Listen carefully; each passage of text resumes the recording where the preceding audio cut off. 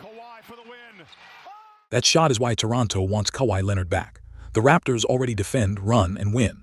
What they still cannot trust is their offense when the clock gets small. Last season, Toronto posted a 43.3 effective field goal percentage in the final 6 seconds of the shot clock, second worst in the league. Over the last 3 seasons, Kawhi was at 53% in that same window. That 9.7-point gap explains the bet. But this is not 2019. Kawhi is 35. The deal costs Brandon Ingram, Grady Dick, 2 unprotected firsts, and it still is not official while the NBA investigation continues. Toronto is not simply adding a closer. It is changing its entire timeline. So 3 questions decide whether this gamble works. How Kawhi changes Toronto's half-court offense, whether he can fit beside Scottie Barnes without shrinking Scottie's role, and whether a short, fragile title window is worth 2 distant unprotected firsts and a 2027 swap. Start with what Toronto already does well. The Raptors force turnovers, run hard, and produce 28.6 transition points per game, third in the league. Toronto can turn one defensive stop into a Scottie Barnes dunk before the defense gets set, but playoff basketball keeps taking that away. Cleveland got back, loaded bodies toward Barnes, and forced Toronto to finish possessions against 5 set defenders. At that point, the offense had to create a clean advantage after the easy advantage was gone. That is where the 43% matters. It does not mean every Toronto possession was broken. It means that when the clock reached its final 6 seconds, their average shot became one of the league's worst. Kawhi changes the floor at exactly that moment. He can attack a switch, get to the nail, stop without losing balance, and shoot over a defender who knows what is coming. Over 3 seasons, Clippers possessions ending with a Kawhi isolation produced 1.07 points per chance. Ingram isolations produced 0.99. A few hundredths matters when a playoff game gives you 6 possessions after the first action dies. It is the difference between a usable shot and just surviving the clock. So Kawhi does not replace Toronto's offense. He gives it an emergency exit after movement, spacing, and transition fail. That raises the harder fit question. If Kawhi takes the hard possessions, what happens to Scottie Barnes? Barnes was Toronto's best player against Cleveland. Across 7 games, Barnes averaged 24.1 points, 8.6 assists, and 6.1 rebounds. The assists matter most. He was not just finishing. He was reading help, moving defenders, and deciding where the next advantage went. Toronto should not hand that job to Kawhi. Leonard averaged 3.6 assists last season. Kawhi can make the right pass, but his elite value is turning a difficult matchup into a shot. Barnes' value is broader. He can initiate, screen, post, rebound, and connect the lineup. So the clean version is not Scottie standing in the corner while Kawhi plays hero ball. It is Scottie driving the first phase, then Kawhi taking over only when the defense erases the advantage. That can work. It can also get cramped. Barnes, Kawhi, and a non-shooting center all want touches inside the arc. Weak side defenders could simply sit in the paint. This lineup has never played together, so the fit is a projection, not evidence. The role logic is still clear. Scottie is the engine, Kawhi is the closer.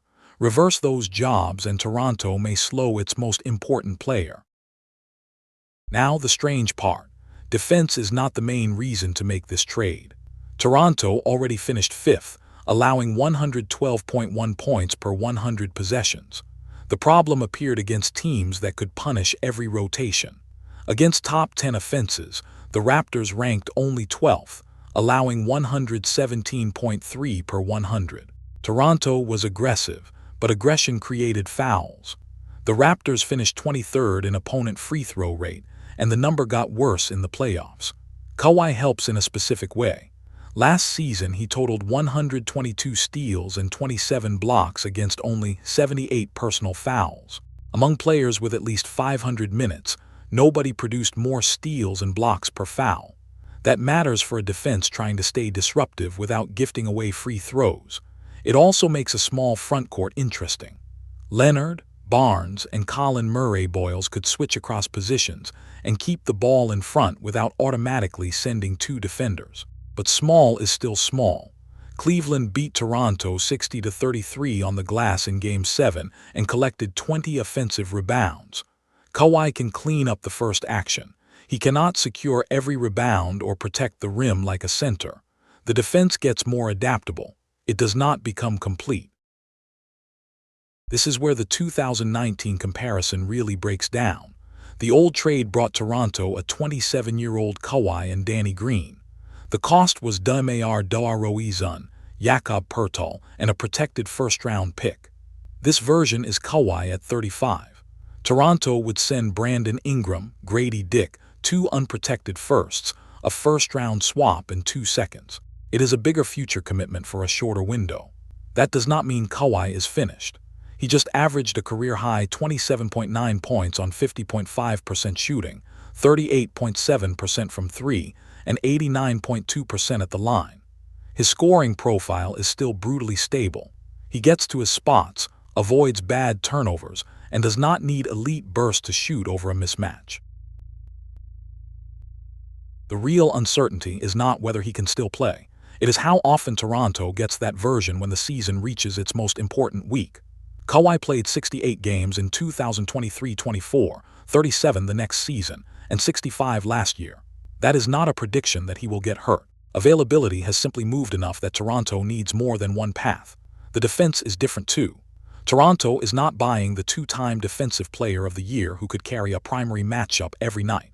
It is buying an intelligent, disruptive veteran who can choose his moments. So forget recreating the 2019 roster. Toronto is paying for elite playoff-style shot creation, plus enough defensive versatility to preserve its identity. That may be exactly what the Raptors need.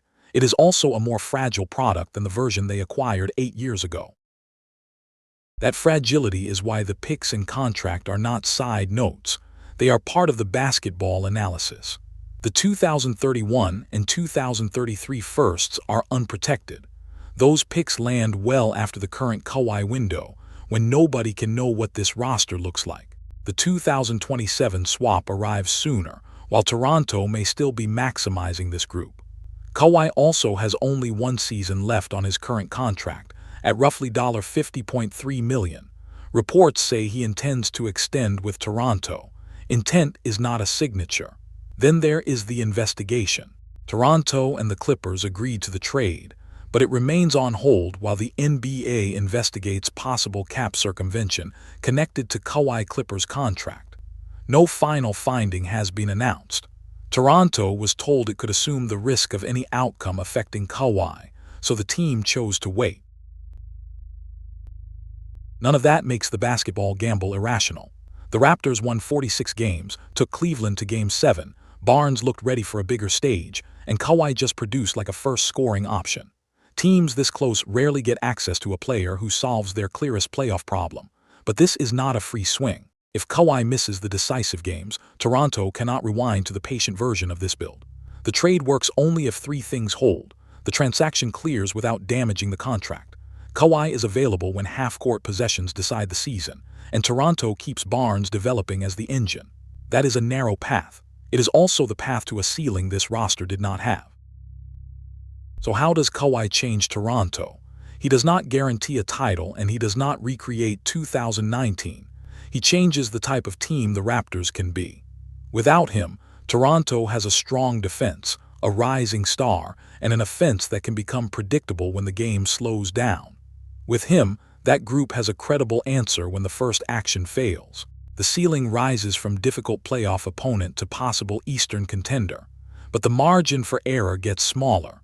One older star must stay available, one young star must keep his role, and 2 distant picks cannot come due after the window closes. That is the real trade. More control in the final 6 seconds, less control over everything that comes after.